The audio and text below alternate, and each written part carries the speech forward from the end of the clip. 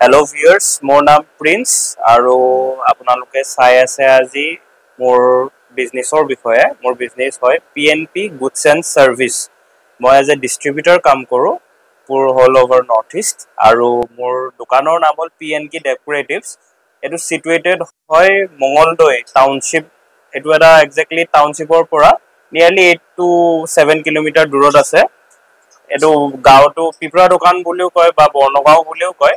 Highway নিয়াৰ about হাইৱেৰ লগত হয় আৰু মোৰ দোকান হ'ল আমাৰ নেচাৰেল একজেক্টলি ডেকোৰেশ্যনৰ বিষয়ে। ডেকোৰেশ্যন অৰ ডেকোৰেটিভছ আপোনাৰ প্লান্টছ হওক, ইয়াতে আপোনাৰ একুৰিয়ামছ আছে। ডেকোৰেটিভছত আপোনাৰ বহুত বস্তুৱে আহি যায়। চ' যিখিনি বস্তু মই শ্ব'কেছ কৰিব পাৰোঁ মোৰ দোকানত, যিখিনি মোৰ স্পেচটো কম হয় সেই হিচাপত কিছুমান বস্তু মই শ্ব'কেছ কৰি থৈ দিয়া আছে। এইটো হ'ল আপোনাৰ সৰুৰ পৰা ডাঙৰলে আপোনাৰ একুৰিয়ামছ আছে। আপোনাৰ ইয়াতে মাছ বহুত ধৰণৰ মাছে আছে আপোনাৰ, যিটো আপুনি বাউলতো ৰাখিব পাৰে কিছুমান মাছ তেনেকুৱা, আৰু কিছুমান ডাঙৰ টেংকত আছে, কিছুমান সৰু টেংকত আছে। বহুত ধৰণৰে আছে বস্তু যিখিনি শ্ব' কৰিব পাৰোঁ। আপোনাৰ তাৰ পৰা মই দেখাই দিম আপোনাৰ মাছ ৰাখিব পৰা আপোনাৰ একদম স্মলেষ্ট চাইজ। এইটো চাইজত আপোনাৰ এইটো 4 ইঞ্চ বুলি কয়। ইয়াতে আপোনাৰ অকল একটা ধৰণৰ মাছ ৰাখিব, ৰাখাটো আপুনি ৰাখি দিব পাৰে, কিন্তু according to the like decorum তাৰ এনভাইৰনমেণ্টৰ হিচাপত আপুনি এইটো মাছ ৰাখিব পাৰি। ইয়াক চিয়ামিজ ফাইটাৰ বুলি কয়, আৰু আপোনাৰ চিয়ামিজ ফাইটাৰ ফুল মুনৰ ৱেটছ। ইয়াৰ ভেৰাইটি আছে বহুত ধৰণৰ। আপোনাৰ তাতে হাফ মুন আছে, ফুল মুন আছে, বা নৰ্মেল বেটা ফিছ বুলিও কয়। বেটা ফিছ বুলিও কয় আপোনাৰ only 1 piece in the world যোনটো উইদাউট অক্সিজেন ছাৰ্ভাইভ কৰে আমাৰ নেচাৰেল এনভাইৰনমেণ্টত। যিটো আপোনাৰ এয়াৰ আপোনাৰ ইয়াতে পায়, সেইটোত আপোনাৰ এইটো মাছ থাকি যাব। কিন্তু ইয়াৰ বাহিৰে বেলেগ মাছ আপুনি বাউলত ৰাখিব বিচাৰিলে এইটো মাছ 2 পিচৰ পৰা 4 পিচ বা 6 পিচ আপুনি এনেকুৱা চাইজত ৰাখিব লাগিব, তাক ডাঙৰ চাইজত দিব লাগিব। 10 ইঞ্চি আছে, 12 ইঞ্চি আছে। কিন্তু তাৰ বাহিৰে আপুনি সৰু চাইজত আপুনি এইবিলাক মাছ ৰাখি দিলে তাৰ লাইফ স্পানটো বহুত কমি যায়।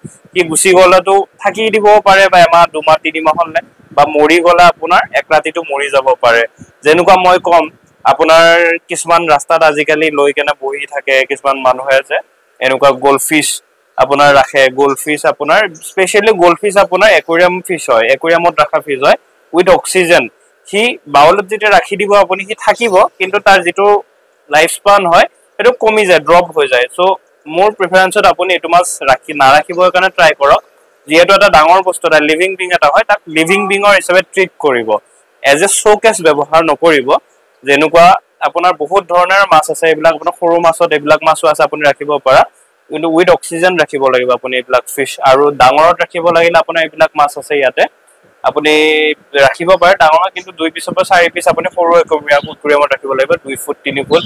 আৰু ডাঙৰত ৰাখিলে আপুনি যিমান ইচ্ছে সিমান ৰাখিব পাৰে, কিন্তু আপোনাৰ যিটো তাৰ এটা এনভাইৰনমেণ্ট সি ফ'ল' কৰে সেই হিচাপত ৰখাটো প্ৰিফাৰেঞ্চত মানে ভাল হয়।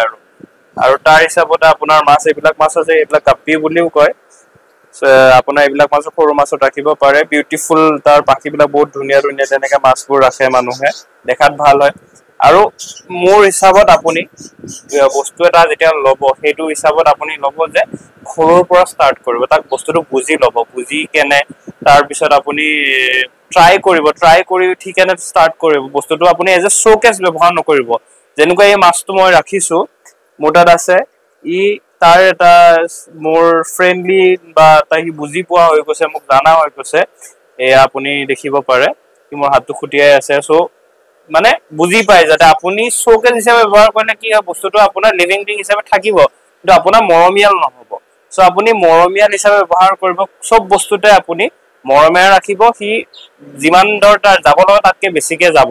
আৰু সেই হিচাপতে মই প্লান্টছো ৰাখোঁ, যিখিনি কালেকশ্যন মই শ্ব' কৰিব পাৰোঁ। মোৰ দোকানটো যিহেতু স্পেচটো সৰু হয়, মই ডাঙৰ কৰি আছোঁ বাৰু স্পেচটো, কিন্তু আপোনাৰ যিখিনি বস্তু মই বৰ্তমান শ্ব' কৰিব পাৰিছোঁ সেইখিনি বস্তু আছে। স্পেচিয়েলি মানি প্লান্টছ আপোনাৰ এটা আমাৰ ইণ্ডিয়ান কালচাৰ বিলিফছ হিচাপেও তাক ট্ৰিট কৰে। যেনেকুৱা মানি প্লান্টছ মানুহৰ ঘৰত ৰাখিলে টকা পইচাৰ আকৰ্ষণ কৰে বুলিও কয় মানুহে, এটা বিলিফ এটা হয় আৰু ইণ্ডিয়ান কালচাৰত আমাৰ। আৰু লাকি বেম্বু আপোনাৰ লাকিৰ কাৰণে ব্যৱহাৰ হয় বুলিও কয়।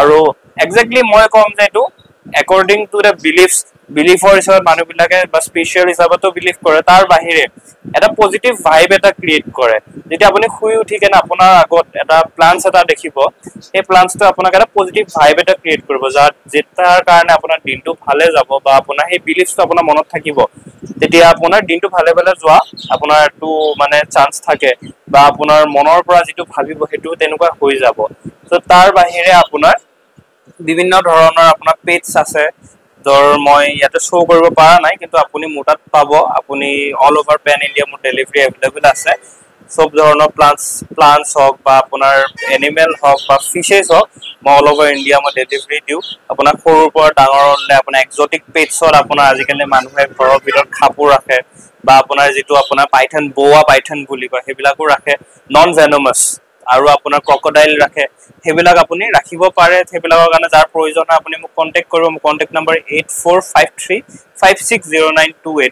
আপুনি কণ্টেক্ট কৰি মোক ডেলিভাৰীৰ কাৰণে আপুনি কণ্টেক্ট কৰিব পাৰে আৰু তাৰ বাহিৰে মই এইটোৱে ক'ম যে আপোনাৰ সব বস্তু আপুনি মৰমেৰে ট্ৰিট কৰিব সি লং লাষ্টিং হ'ব বস্তুটো আপুনি এটা বস্তু ল'লে তাক মৰমেৰে ট্ৰিট কৰিব ট্ৰাই কৰিব তেতিয়া সি এটা টাইম থাকিব তাৰ লগত আপুনি কিছুমান কাষ্টমাৰ মোৰ তাত আহে যে কয় যে আজি মাছটো মৰি গ'ল বা গছ এটা লৈ গ'লে কালি পৰহি মৰি গ'ল সেইটো নহয় আপুনি এটা ক্লিন এনভাইৰনমেণ্ট এটা তাত ৰাখিব চ' সেইটোত সি থাকি যাব আৰু এনেকুৱা যে আমাৰ এইটো সৰু এৰিয়া হয় আমাৰ গাঁও এৰিয়া বুলিয়ে ক'ম মই এতিয়া ইয়াতে আপোনাৰ মানুহবিলাকৰ এটা লাইক লিভিং ষ্টেণ্ডাৰ্ড ইমান এটা আপডেট হোৱা নাই তাৰ হিচাপতে মানুহবিলাক কিছুমান কাষ্টমাৰ আহে ধৰ চব কাষ্টমাৰে আহি কেনে সোধে ধৰ এইটো এটা লাইক একুৰিয়াম বুলি ক'লে আপোনাৰ বা এইবিলাক প্লান্টছ বিলাক ক'লে আপোনাৰ লাক্সাৰী আইটেমছত আহি গৈছিল আগতে লাইক বেক ইন টাইমছ আমি যদি যাওঁ কিন্তু আজিকালি চব মানুহে ব্যৱহাৰ কৰিব পাৰে বা কৰেও চ' সেইটো হিচাপত আপোনাৰ এটা এষ্টিমেট কষ্ট যিটো আপুনি নৰ্মেলি ইউজ কৰে সেইটো হিচাপত